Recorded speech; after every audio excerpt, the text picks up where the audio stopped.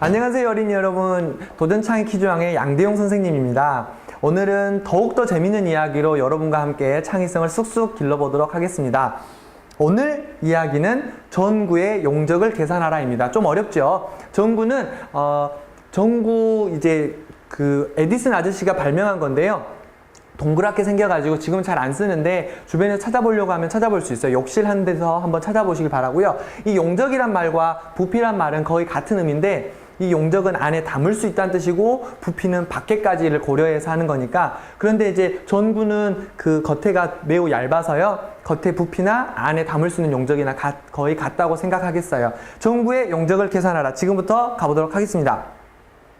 에디슨 아저씨가 어느 날 자신의 조수인 앱튼에게, 이 앱튼은 프린스턴 수학과를 나온 매우 똑똑한 청년이었어요.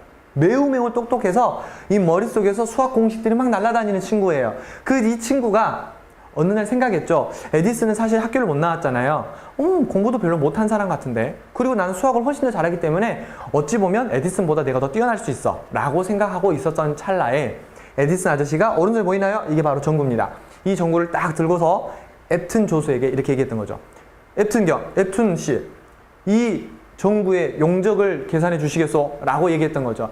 이 전구 안에 담을 수 있는 게 얼마 정도인지를 계산해 달라라는 에디슨의 요구에 앱튼은 이렇게 얘기했어요. 당연하죠. 금방 구해가겠습니다. 하면서 머릿속에서 수많은 부피 구하는 공식이 나타나는 거죠. 근데 재밌게도 전구가 완전히 원이 아니에요. 구가 아니에요. 그러다 보니까 이쪽 따로, 여기 따로, 또 밑에는 또 따로 계속해서 계산을 하는데 장난이 아닌 거죠. 그래서 시간이 지났어요. 머리에서 열이 나고 땀이 나고 이제 앱튼이 되게 힘들어하고 있는 상황에서 에디슨이 와서 아직 못 구했습니까? 라고 하니까 조금만 시간 주면 구할 수 있을 것 같아요 라고 앱튼이 얘기하고 있었습니다. 이때 에디슨이 이렇게 얘기합니다.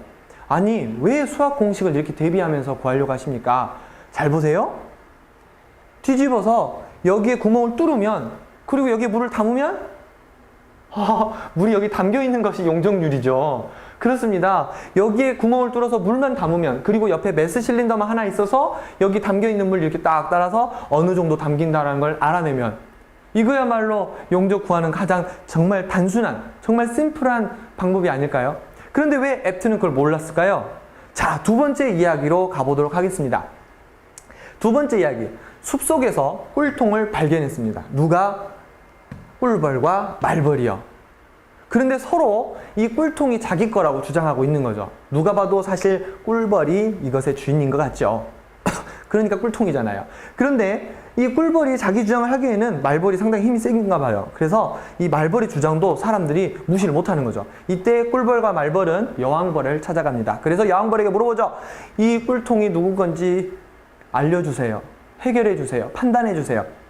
라고 했을 때 이 여왕벌이 해결할 방법이 없잖아요. 그래서 주변에 다른 동물, 곤충들에게 물어봐요. 목격자를 찾는 거죠. 증인을 찾는 거죠. 그때 풍뎅이가 나타나서 하는 말이, 이 꿀통 근처에서요, 붕붕 소리와 잉잉 소리를 들었어요. 이게 무슨 증언이 되겠습니까? 붕붕은 꿀벌 거고 잉잉은 말벌 건데요. 그래서 여왕벌이 다른 곤충들에게 물어봅니다. 근데 다른 곤충들도 똑같은 말을 해요. 붕붕 소리와 잉잉 소리를 들었다. 어떤 해결책도 안 나옵니다.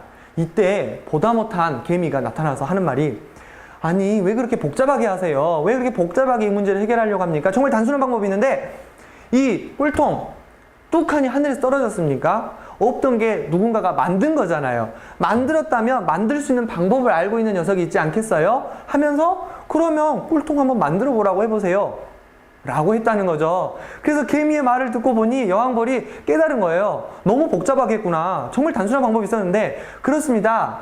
창의성은 이처럼 단순한 것에서 나올 수 있어요. 근데 그 단순한 게 그냥 찾아내는 게 아니라 직관과 통찰력이 있어야 돼요.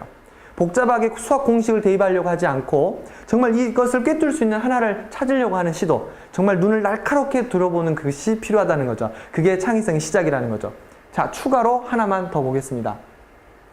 고르디온의 매듭이라는 거예요. 여러분들 알렉산더 사람 좋아하는 사람은 다들 알 거예요. 알렉산더 왕이 이제 그 유럽을 넘어서서 아시아까지 가려고 할 때 이 고르디온의 매듭을 만났어요. 그리고 이 고르디온의 매듭은 전설이 내려와요. 이 매듭을 푼 자가 세상을 정복할 것이다. 이런 전설이 내려온 매듭이에요.